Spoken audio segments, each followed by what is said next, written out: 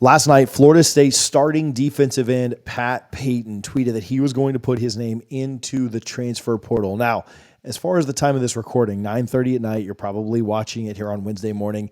His name is not in the portal just yet, but there is a lot of talk about this, what it means from a big picture perspective. Why is he putting his name in the portal? Does it have anything to do with the college football playoff snub? What the heck is going on? We all knew that we'd lose Jared Verse. We knew that Braden Fisk and Fabian Lovett, all those guys would go to the NFL. But I think we all thought that Pat Payton would be somebody that we could build around. The ACC's Rookie of the Year last year, a kid that was really good for the Noles this year, came into his own, and a kid that Mike Norvell had been developing. We're going to talk about all that in just a moment, but again, not in the portal technically just yet. Now, it takes a day or two for the paperwork to get submitted and for your name to actually show up there, but we'll kind of monitor the next couple of days and see if that does become official. But he did claim on Tuesday night on his Twitter that he would be putting his name in the transfer portal. Let's look at his tweets from the evening. And I wouldn't say they're concerning so much as they're just kind of leading you to a path. 6 hours before this was screenshotted, so about 4 hours before he entered the transfer portal, he tagged Joshua Farmer and said, "The originators of this stuff, we deserve it." 100. A lot of people thought that just meant the playoff. We deserve to have been in the playoff. Obviously, 3 hours later, he said, "I can't believe this is about to happen." And then shortly thereafter, he said, "I'm sorry, Nole Nation. I plan to enter the transfer portal." Now, again, at the time of this recording and the time that he put that tweet, he had not entered the portal just yet. I don't know that people were around at 7:30 p.m. to help him get his name in the portal just yet. It's probably something that he could be working on at this moment.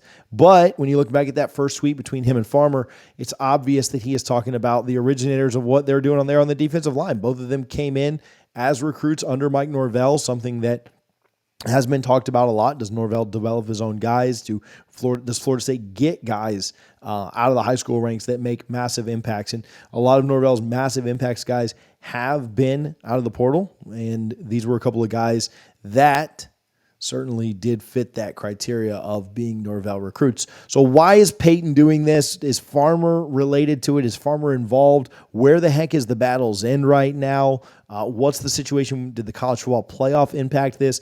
What is going on? Well, from what I'm told and what has been reported a couple of different places, this is not necessarily coming as a shock to anyone there in the Moore Center or anyone in Tallahassee. I don't believe anybody was taken aback or surprised by this. I think they kind of expected something like this from Pat Payton and may expect it from others as well.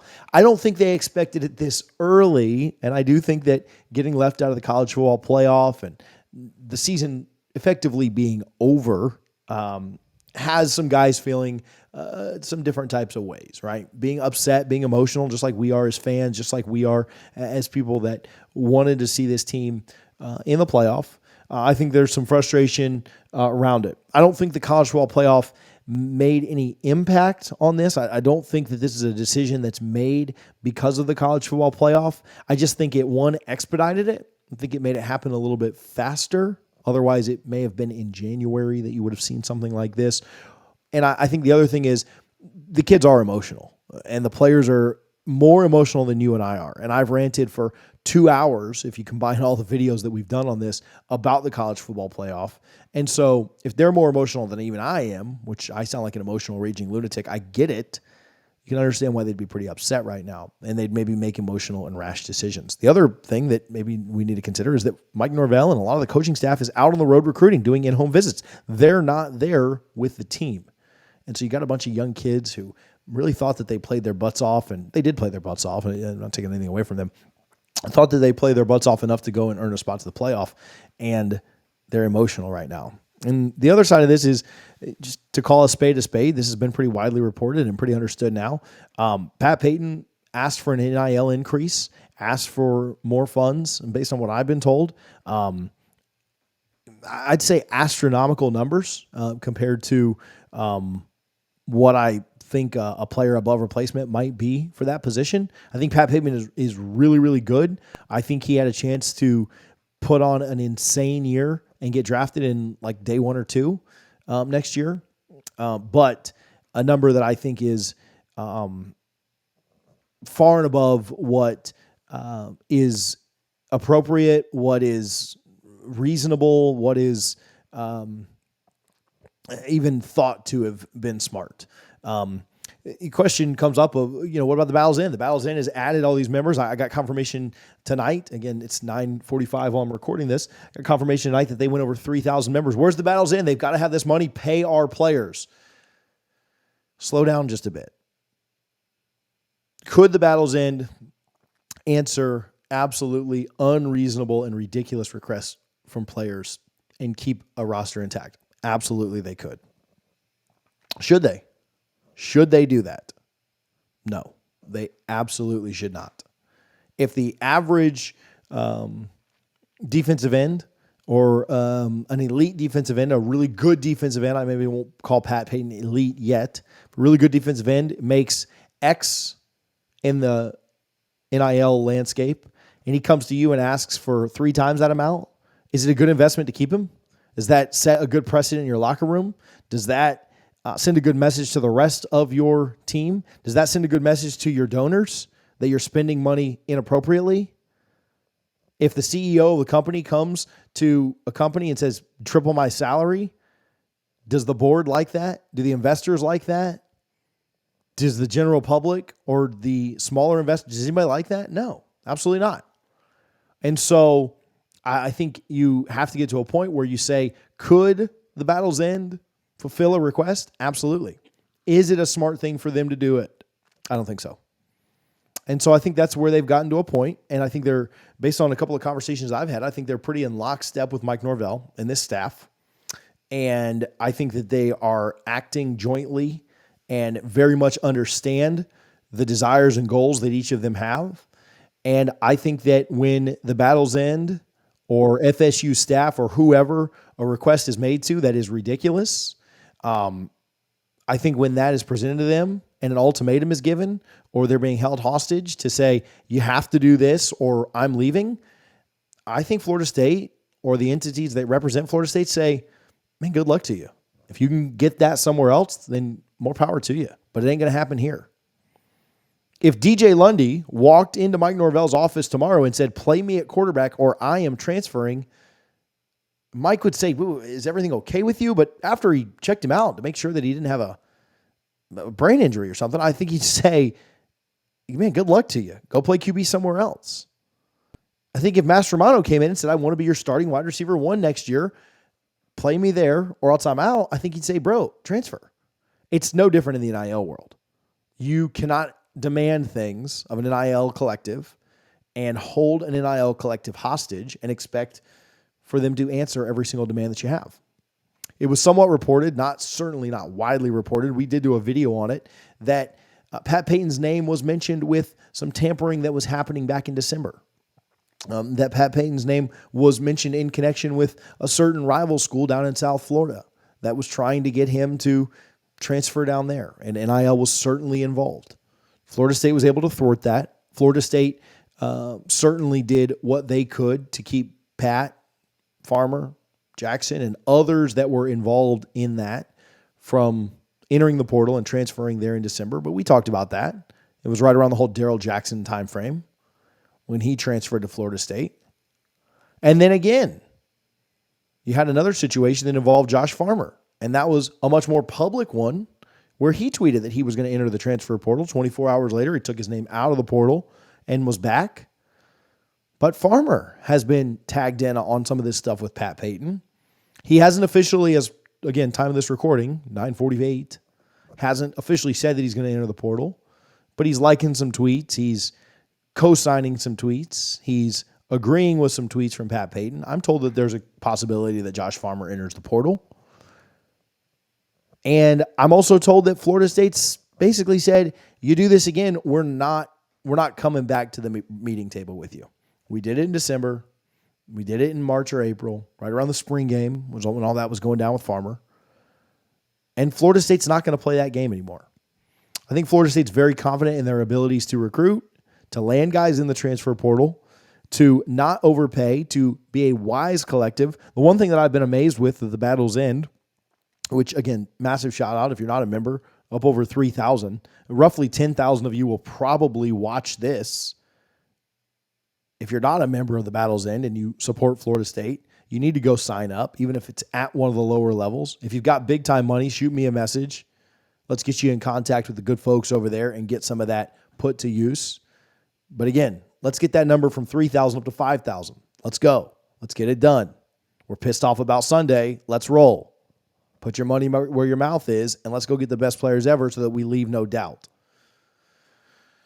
But if there's one brag that I have about the Battle's End, it is how they spend their funds. Matt Baker of the Tampa Bay Times recently did an article on not only how good the Battle's End has been at acquiring players, but how great they were with retaining players. How smart they used their money and what it set Florida State up for. Well, it set them up for 13-0. It set them up for an ACC championship. It set them up for Mike Norvell Coach of the Year award. It set them up for the ACC Player of the Year in Jordan Travis. It set them up for every goal they had that they achieved. It set them up for 2-0 against rivals. It set them up to beat LSU again, embarrassingly, on Sunday night in Camping World Stadium. And it set them up to finally go into Clemson and take back the ACC crown. They spend wisely. They don't have ultimatums that they allow. They don't get held hostage by demands from 18, 19, 20-year-old kids. They don't. They work very effectively. They work very smartly. And do they negotiate? Absolutely.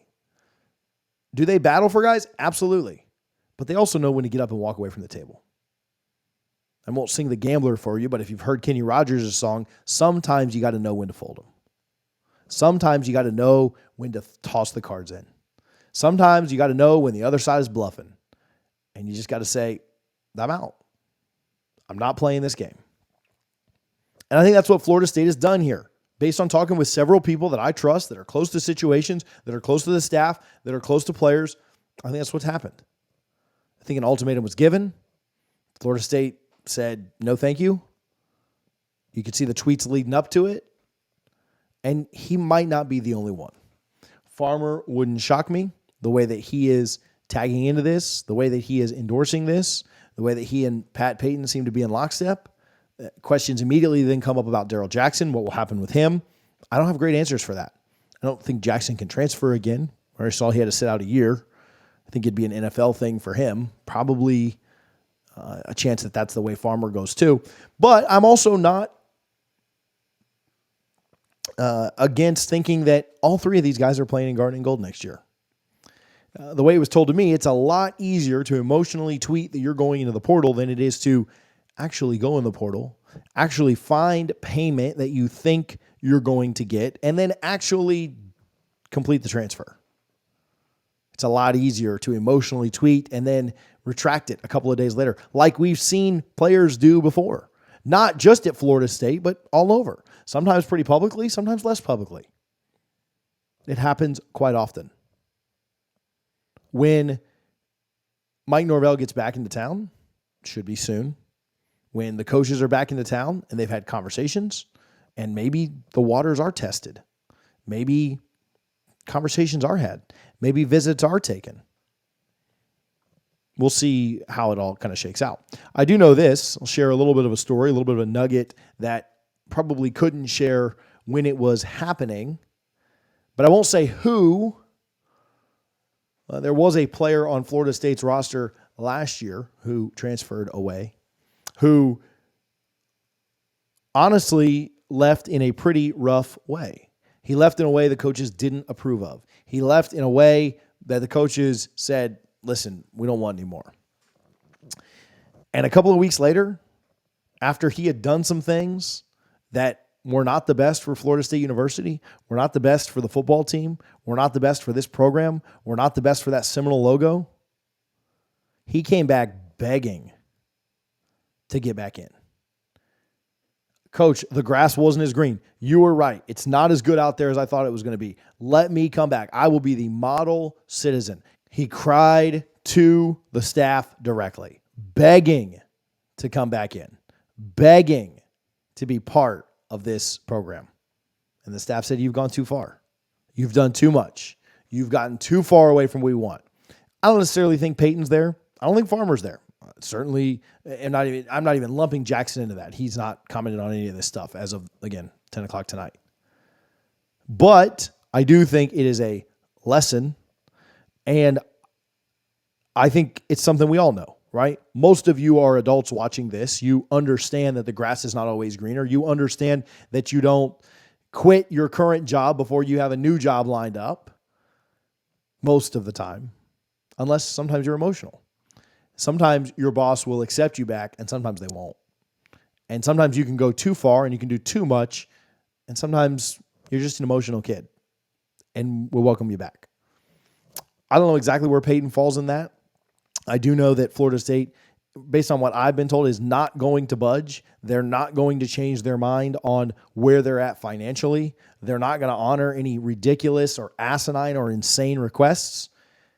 And if you donate to the Battle's End, and you just heard that last phrase, that they will not offer any insane or asinine or stupid amounts of money that are way above market value, you should send the Battle's End an email today and thank them for spending your money wisely. Every time I see the debit come out every month, I think, man, just spend it the right way. I trust you guys. Just do the right thing with it. And I think that's what we all want. Anytime we're donating to anything, when I donate to the boosters every month, I think, man, spend that the right way. Well, what has Alfred done for us? We have one of the best coaches in college football. We have a softball team that finished second in the country. We have a soccer team that won a national championship this week. Women's volleyball ranked, women's basketball ranked, baseball, stole a coach from Notre Dame. There's a lot of good things going on. But that's the way I think about the Battle's End. Is if you are giving money there, you ought to be thankful that they're spending your money the right way, because they absolutely are. I appreciate you guys for tuning in. You can always shoot me an email if you have questions about the Battle's End. Some of you comment. Our last couple of videos have gotten an insane amount of comments, and I just don't have enough hours in the day to respond to all of them. And I appreciate you guys so much for the comments. There's so much good conversation going on down there. I need a full team to literally just respond to comments all day. If you have questions specifically about the Battle's End, I don't want to miss those. And so if I don't respond to your comment, I really try to look for those. Email me at tj@doublefriesnoslaw.com. It's a really easy email. You can also email info@thebattlesend.com. That's a really easy one as well. But if you have questions for me that I can specifically help with, hey, I've told everybody that I know to sign up. I tell 10,000 plus strangers a day to try and sign up. I'm asking you to do the same thing. If you have questions on it, hit me up. If you want to see me rant on any of the stuff that's happened this week, go find that on the channel. I appreciate you guys for tuning in. Talk to you soon. Go Noles.